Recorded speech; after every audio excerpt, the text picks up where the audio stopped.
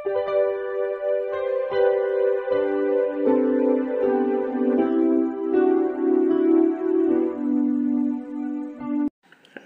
Students, প্রথমেই UK educational টিপসের পক্ষ থেকে তোমাদের সকলকে স্বাগত জানাই। 2024 সালের ফার্স্ট সেমিস্টার বাংলা সাজেশন হিসাবে বাংলা ভাষাতত্ত্ব থেকে বেশ কয়েকটি ভেরি ইম্পর্ট্যান্ট কোশ্চেন অ্যান্সার আজকের ভিডিওতে দেওয়া হয়েছে।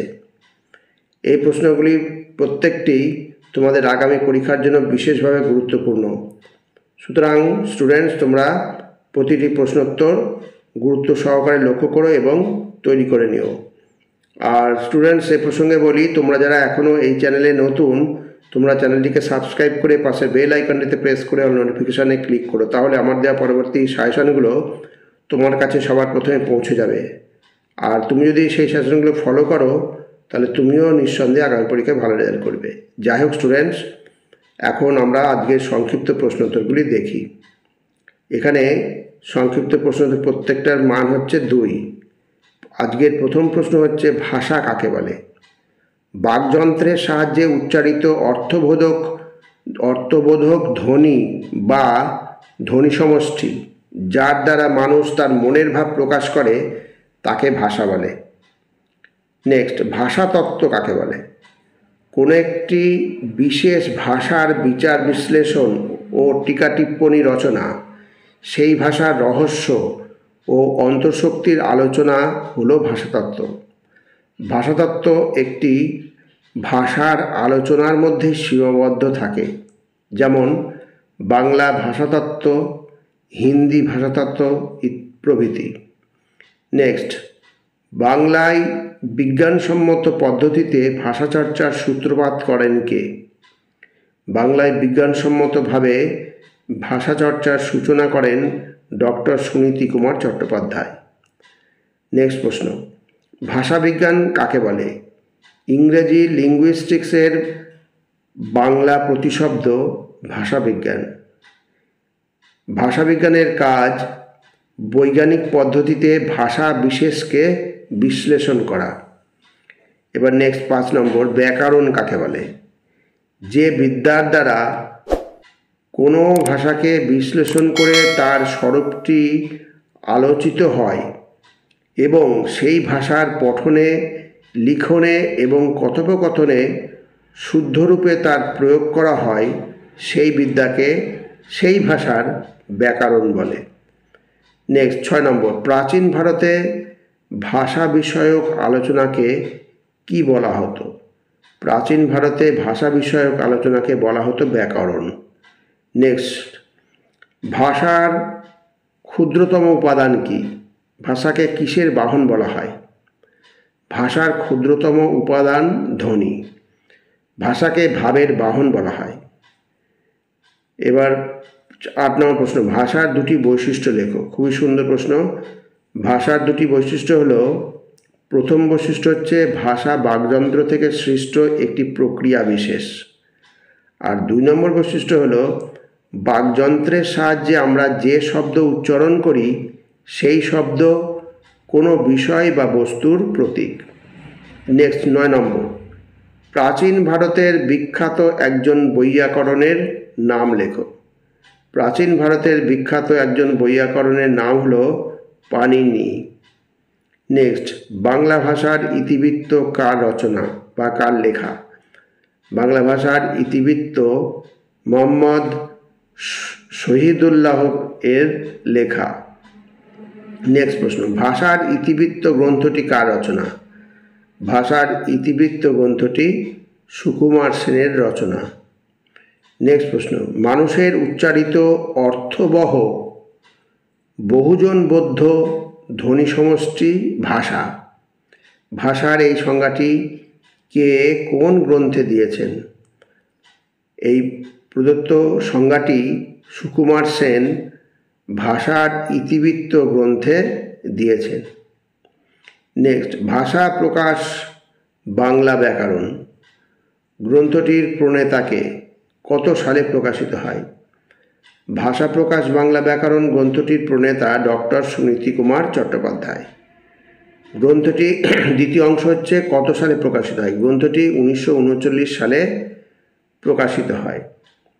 নেক্সট, পৃথিবীর ভাষাবংশগুলোর মধ্যে উল্লেখযোগ্য কোন ভাষাবংশ? পৃথিবীর ভাষাবংশগুলির মধ্যে উল্লেখযোগ্য হল ইন্দো ইউরোপীয় ভাষাবংশ। এখানে প্রত্যেকটা প্রশ্নই কিন্তু খুবই গুরুত্বপূর্ণ। তোমাদের 2 নম্বরের প্রশ্ন তো থাকবেই পরীক্ষায়, অতএব এগুলো তোমরা তৈরি করে নিও। নেক্সট 15 নম্বর দেখো, ইউরোপের প্রায় সমস্ত ভাষা ভারত ও ইরানের প্রধান প্রধান ভাষা কোন ভাষাগোষ্ঠীর অন্তর্ভুক্ত? ইউরোপের প্রায় সমস্ত ভাষা ভারত ও ইরানের প্রধান প্রধান ভাষা ইন্দো ইউরোপীয় ভাষাগোষ্ঠীর অন্তর্ভুক্ত।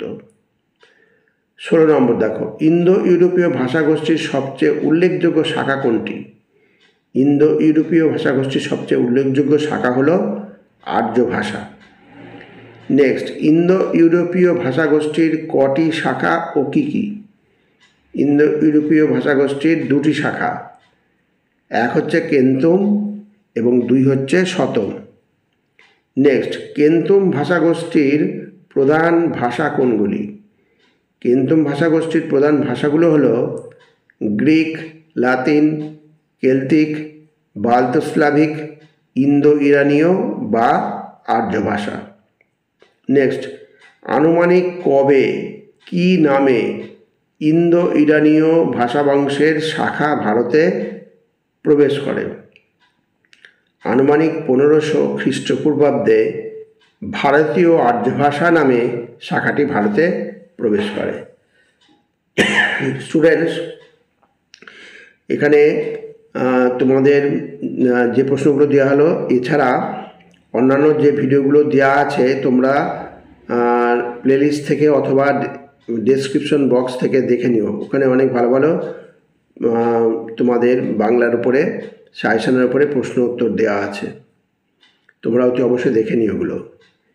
এবার 20 নম্বর প্রশ্ন দেখি, প্রাচীন ভারতীয় আর্য ভাষার কটি রূপ ও কি কি? প্রাচীন ভারতীয় আর্য ভাষার 2টি রূপ হচ্ছে, প্রথম রূপ হচ্ছে কথ্য রূপ আর দ্বিতীয়টি হচ্ছে সাহিত্যিক রূপ।